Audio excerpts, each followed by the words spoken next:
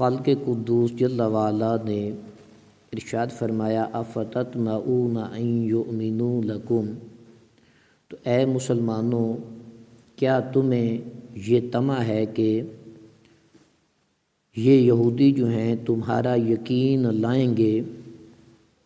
وَقَدْ كَانَ فَرِيقٌ مِّنْهُمْ يَسْمَعُونَ كَلَامَ اللَّهِ، اور ان میں ایک گروہ وہ تھا جو اللہ کے کلام کو سنتا تھا، ثُمَّ يُحَرِّفُونَهُ مِن بَعْدِ مَا عَقَلُوهُ وَهُمْ يَعْلَمُونَ، کلام الہی کو سننے کے بعد، سمجھنے کے بعد دانستہ طور پر وہ اس کو بدل دیتے تھے۔ اس آیت مبارکہ کے اندر انصار صحابہ کرام رضی اللہ تعالی عنہم کو اس بات کی بہت حرص تھی کہ یہودی اسلام قبول کر لیں، کیونکہ وہ یہودیوں کے حلیف تھے۔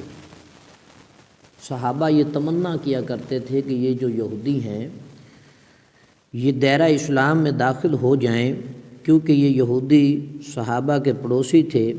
اس پر اللہ تعالیٰ نے ارشاد فرمایا کہ اے مسلمانوں، کیا تم یہ امید رکھتے ہو کہ یہ یہودی تمہارا یقین کریں گے یا تمہاری تبلیغ کی وجہ سے ایمان لے آئیں گے؟ حالانکہ ان میں ایک گروہ وہ تھا جو صرف علماء پر مشتمل تھا، اور وہ اللہ تعالیٰ کا کلام یعنی تورات کو پڑھا کرتے تھے اور تورات کو سنا کرتے تھے، اور پھر اسے سمجھ لینے کے بعد جان بوجھ کر انہوں نے اس میں تحریف کر دی، کلام الہی کو وہ بدل دیتے تھے۔ اسی طرح ان یہودیوں نے بھی تورات میں تحریف کی اور رسول کریم صلی اللہ علیہ وآلہ وسلم کی مدح سرائی کو، نعت کو انہوں نے بدل ڈالا۔ تو ایسے لوگ کہاں ایمان لائیں گے؟ لہٰذا تم ان کے ایمان کی امید نہ رکھو۔ کیا کہا؟ کہ ان کے ایمان کی امید نہ رکھو۔ یہ یہودی جو ہیں یہ ایمان لانے والے نہیں ہیں، کیونکہ انہوں نے میرے محبوب علیہ الصلاۃ والسلام کی صفات کو بدل ڈالا۔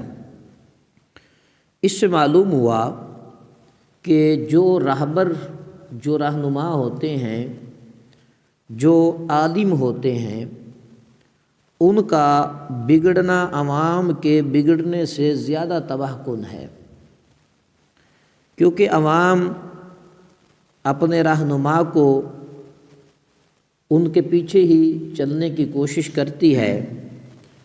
اگر علماء یا دیگر جو رہنما ہیں اگر وہ صحیح طور پر رہنمائی نہ کریں تو پھر قومیں تباہی اور بربادی کی طرف چلی جاتی ہیں۔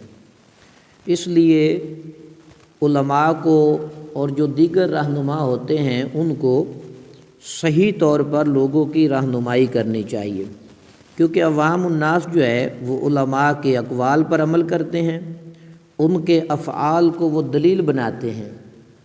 تو جو عالم نہیں، لوگوں کو یہ بھی سوچنا چاہیے کہ اس کی پیروی جو ہے ان کو تباہی اور بربادی کی طرف لے جا سکتی ہے۔ اس لیے کسی نہ کسی صحیح العقیدہ عالم دین کی اتباع کرنی چاہیے۔ جب علماء کے عقائد اور اعمال میں بگاڑ پیدا ہو جائے تو عوام بھی رائے ہدایت سے ہٹ جاتی ہے۔ اس لیے علماء کے جو عقیدے ہیں، علماء کے جو اعمال ہیں، علماء کے جو افعال ہیں وہ بہتر ہونے چاہیے۔ کئی جگہ پر شاید یہ جو عالم کہلانے والوں کی بد عملی کا نتیجہ ہے، یعنی عالم تو نہیں ہے، لوگوں نے انہیں عالم کہنا شروع کر دیا۔ اب وہ بعض اوقات بد عملی کرتے ہیں یا کوئی ماحول خراب کرتے ہیں تو لوگ کہتے ہیں کہ یہ سب مولویوں نے کیا ہے، حالانکہ وہ تو مولوی نہیں، وہ تو عالم نہیں ہے۔ تو ایسے جہلاء کی وجہ سے لوگ جو ہے دیندار طبقے سے متنفر ہو رہے ہیں، اور ان کے خلاف پھر اپنی زبان جو ہے وہ طعن دراز بھی کرتے ہیں۔ اس لیے فرق ہونا چاہیے کہ حافظ کون ہے، قاری کون ہے، عالم کون ہے، صحیح رہنما کون ہے، ان چیزوں کے بارے میں ہمیں علم ہونا چاہیے۔ اب جو حافظ قاری نہیں آپ اس کو حافظ قاری کہنا شروع کر دیں، جو مولوی نہیں اس کو مولوی کہنا شروع کر دیں، جو عالم نہیں اس کو عالم کہنا شروع کر دیں، جو رہنما بننے کے قابل نہیں آپ اس کو رہنما بنا لیں، تو پھر اس سے گمراہیت پھیلے گی، جہالت پھیلے گی، ماحول آلودہ ہوگا۔ اس لیے ان باتوں کا خاص خیال رکھیں۔ اعلیٰ حضرت امام احمد رضا خان بریلوی رحمۃ اللہ تعالی علیہ نے فتاوی رضویہ شریف کی جلد نمبر 24 اور صفحہ نمبر 132 پر ارشاد فرمایا کہ ائمہ دین فرماتے ہیں، جو بڑے عالم دین ہیں وہ فرماتے ہیں کہ اے گروہ علماء، اگر تم مستحبات چھوڑ کر مباحات کی طرف جھکو گے تو عوام جو ہے یہ مکروہات پر گرے گی، اور اگر تم مکروہ کا ارتکاب کرو گے تو عوام حرام میں پڑ جائیں گے، اور اگر تم حرام کے مرتکب ہوں گے تو عوام جو ہے یہ کفر میں مبتلا ہوگی۔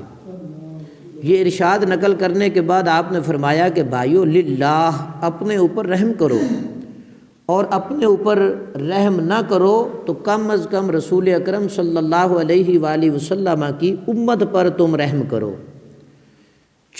چرواہے کہلاتے ہو، بھیڑیے نہ بنو۔ جس ریوڑ کا، جس بکریاں چرانے والا جو ہے چرواہا، وہی بھیڑیا بن جائے تو پھر بکریوں کی رکھوالی کون کرے گا؟ جس قوم کے راہبر جو ہیں، جس قوم کے رہنما جو ہیں، جس قوم کے جو ائمہ دین ہیں، جن کو امام لوگ سمجھتے ہیں، اگر وہی ان کی رکھوالی نہ کریں تو پھر ان کا حال کیا ہوگا؟ اس لیے ان کو ان کی رکھوالی کرنا پڑے گی، ان کی حفاظت کرنا پڑے گی۔ اگر یہ غلط کام کریں گے لوگ تو علماء دین کا کام ہے کہ وہ انہیں سچی بات کہیں اور قرآن اور حدیث پڑھ کر سنائیں، اور لوگوں کو بھی یہ بات سمجھنا چاہیے کہ ایک عالم یہ بات کر رہا ہے، عالم کی بات کو اپنے دل میں بٹھا لینا چاہیے تاکہ صحیح رہنمائی مل سکے۔ قرآن اور حدیث ہی ہماری صحیح رہنمائی کرتے ہیں، قرآن پہ چل کر ہی ہم فلاح پا سکتے ہیں، اور حدیث پہ عمل کر کے ہی ہم کامیابی حاصل کر سکتے ہیں۔ اس کے علاوہ اگر ڈھکوسلوں پہ عمل کر کے ہم تباہی اور بربادی کی طرف چلے جائیں گے۔ اس لیے ہمیں کوشش کرنی چاہیے کہ علماء کی پیروی کرنی چاہیے، جو صحیح العقیدہ علماء دین ہیں ان کی اتباع کرنی چاہیے۔ اور دنیا میں علماء سو بھی ہوتے ہیں، علماء حق بھی ہوتے ہیں۔ علماء حق کے ساتھ کھڑے ہونے کا حکم ہے کہ ان کی پیروی اور اتباع کی جائے۔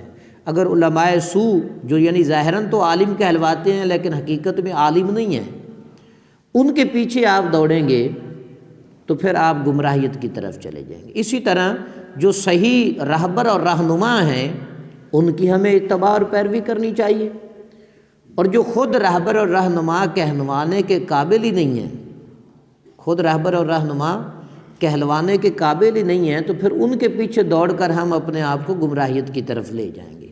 اس لیے ہمیں قرآن اور حدیث کے دامن سے وابستہ رہنا چاہیے تاکہ ہماری صحیح رہنمائی ہو سکے اور ہمارا ٹھکانہ جو ہے وہ جنت بن سکے۔ اللہ تعالیٰ مجھے اور آپ کو عمل کی توفیق عطا فرمائے۔ وآخر دعوانا الحمد للہ رب العالمین۔